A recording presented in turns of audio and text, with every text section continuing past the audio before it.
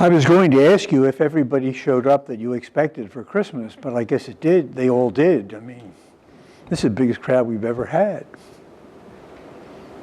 But did they all come, everybody that you wanted to come for Christmas dinner? Don't feel bad if they didn't show up, because it was that way at the first Christmas. Not everybody who was invited showed up. Look at the list. The first ones were the ones you wouldn't want to invite to your house. The shepherds, the outcasts, the periphery people, as the Pope calls them. Dirty, working in the fields, unable to fulfill their religious obligations as Jews, really on the edges of society. The kind of people we meet on traffic islands when we're stopped for a light. And then, of course, these gentlemen, whoever they were they wise men or kings or magi? Some people say they were astrologers or wizards from the East, from Iraq, Iran, India, Afghanistan, Pakistan. That's where they came from. But there were others invited too, weren't they? Informed of this great event. There was Herod, who, when he got the news, called in the religious authorities and told them the news, and they got the message and the invitation. But they didn't go. Well, Herod went, and you know what Herod did in Bethlehem. So there's all kinds of people who are invited to the cradle of the Christ.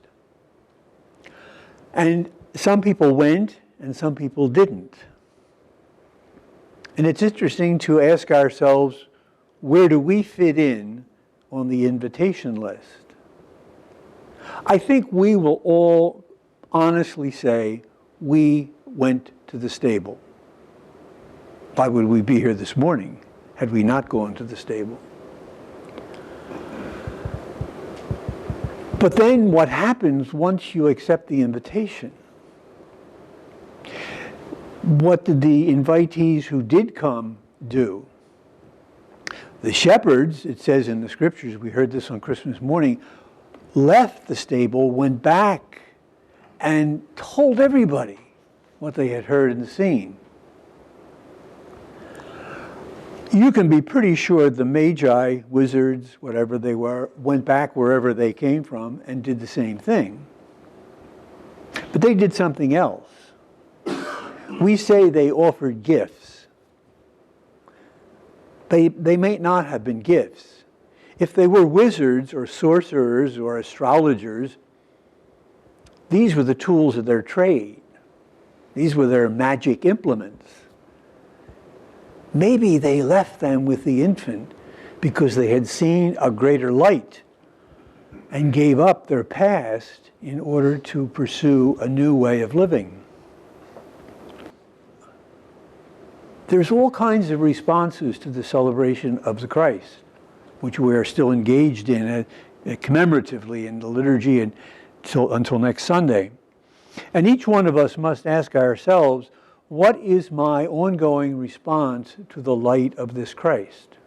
Because if you notice, in all the things we do at Christmas, the one thing that is constant in every culture, in every way we celebrate, is light.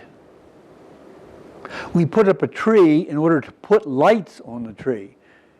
And if you drive around here at night, you'll know people have hung their houses with lights. That's the symbol of Christmas, which is universal, because Christ said, I am the light of the world. We know that that light was snuffed out.